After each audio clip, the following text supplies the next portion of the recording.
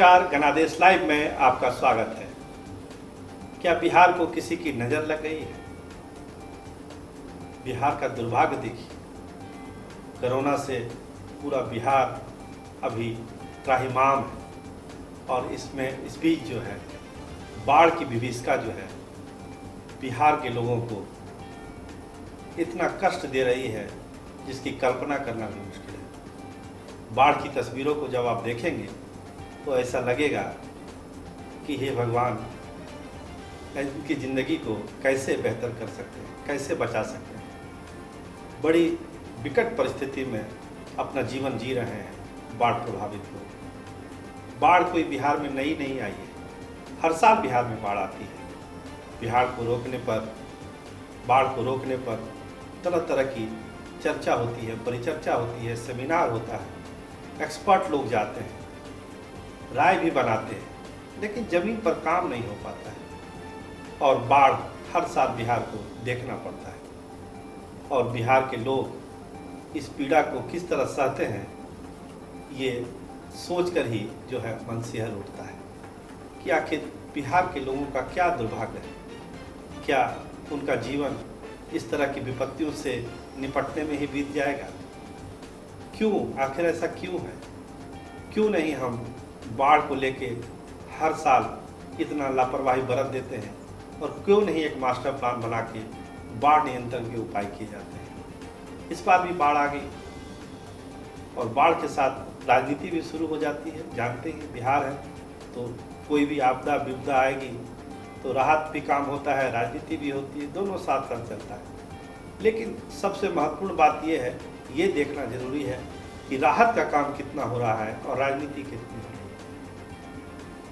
अभी नेता प्रतिपक्ष तेजस्वी यादव भी गए थे बाढ़ प्रभावित इलाकों में, उन्होंने राहत भी बांटा है और उन्होंने मुख्यमंत्री से एक अपील भी की है। देखिए उनकी अपील क्या है।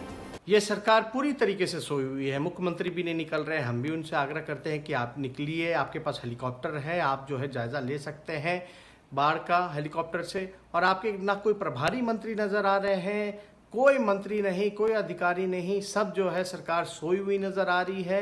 जिस प्रकार का लगता है कि उनको जो है लोगों की जान की चिंता नहीं है, बाढ़ की चिंता नहीं है, कोरोना की चिंता नहीं है। सरकार पूरी तरीके से जो है चुनाव की तैयारी कर रही है। आप 7 तारीख को आइएगा, भाषण दीजिएगा, लेकिन लोगों को राशन चाहिए।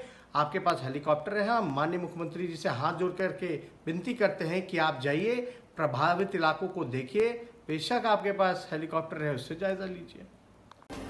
मुख्यमंत्री को हवाई सर्वेक्षण करना चाहिए, मामले को गंभीरता से लेना चाहिए और केवल पटना में बैठने से बाढ़ पीड़ितों का समस्या सॉल्व नहीं होगा। तेजस्वी यादव ऐसा कर रहे हैं। जल संसाधन मंत्री संजय झा क्या बोल रहे हैं? वो कहते हैं कि देखिए, सरकार ने काफ़ी विपरीत परिस्थितियों में, कोरोना, पानी, बरसात के बावजूद तटबंधों को मजबूत करने के लिए लाजवाब काम किया है और हमारी पूरी कोशिश है कि जितने तटबंध हैं वो इस बार क्षतिग्रस्त ना हो और लोगों को कम से कम नुकसान पहुंचे। इस काम में पूरी सरकार लगी हुई है और इस काम में सरकार को काफ़ी सफलता भी मिली। तो संजय झा अपने तरफ से संतुष्ट हैं कि वो काम बेहतर कर रहे हैं और लोगों को कम परेशानी होगी। लेकिन जहाँ बाढ़ आ गई है वहाँ पर क्या हो? वहाँ लोगों को राहत कैसे दी जाएगी? पप्पू यादव कहते हैं कि बाढ़ तो यहाँ इवेंट है, ये तो एनुअल इवेंट है बिहार सरकार के लिए। इवेंट होता है, पैसों की लूट हो जाती है राहत के नाम पर। इसलिए ये मत समझिए कि बाढ़ को रोकने का कोई अस्थायी समाधान सरकार निकालने जा रही है। बाढ़ हर साल आती है, हर साल राहत के नाम पर लूट खसूट हो जाता है। ये पप्पू यादव का काम है। लेकिन सरकार क्या सोचती है? सरकार देखिए दूसरी दोहरी चुनौती से जूझ रही है। कोरोना का संकट सामने है और ये बाढ़ सामने आ गया। तो बाढ़ को लेके सरकार की नीति एकदम साफ है कि बाढ़ पीड़ितों को सबसे पहले हम लोगों को बचाना है, राहत का काम साथ साथ चलाना है। गंडक के किनारे जो लोग थे उनको अलग जगह पे, सुरक्षित जगहों पर निकलने को कहा गया है, वो सुरक्षित जगह पे आ भी रहे हैं। लेकिन क्या इतना कर देने से क्या बाढ़ पीड़ितों का जख्म भर जाता है? हर साल ये होता है, हर साल होता है, कोई नई कहानी नहीं है। कुछ लोग अपनी जान भी गंवा देते हैं इस बाढ़ में, और काफ़ी जान माल का नुकसान होता है। फसलों को जो क्षति होती है वो अलग है। कहने का अर्थ है कि बाढ़ जो है वो विनाश लेके आती है बिहार में, और बिहार को और पीछे ले जाती है और पिछड़ेपन की तरफ ले जाती है, और जो विकसित बिहार का सपना हम लोग देखते हैं या देख रहे हैं उसको वो बाधा पहुंचाती है, रोकती है। इसलिए सरकार को चाहिए कि बाढ़ को लेके एक कोई ठोस कदम उठाना चाहिए। ठोस कदम इस रूप में हो कि इसका स्थायी समाधान कैसे निकले।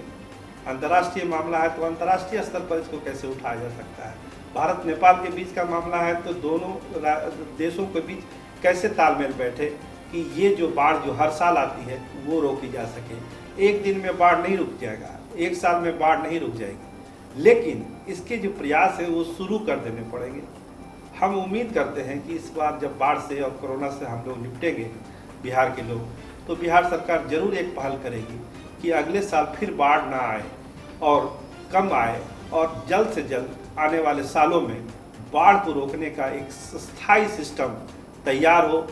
वो नदियों को जोड़ के हो सकता है या बांधों को अलग अलग बांध बना के हो सकता है। ये क्या होता है ये एक्सपर्ट लोग बताएंगे, लेकिन जो एक्सपर्ट की राय है उसको ध्यान में रखकर सरकार एक योजना बनाए।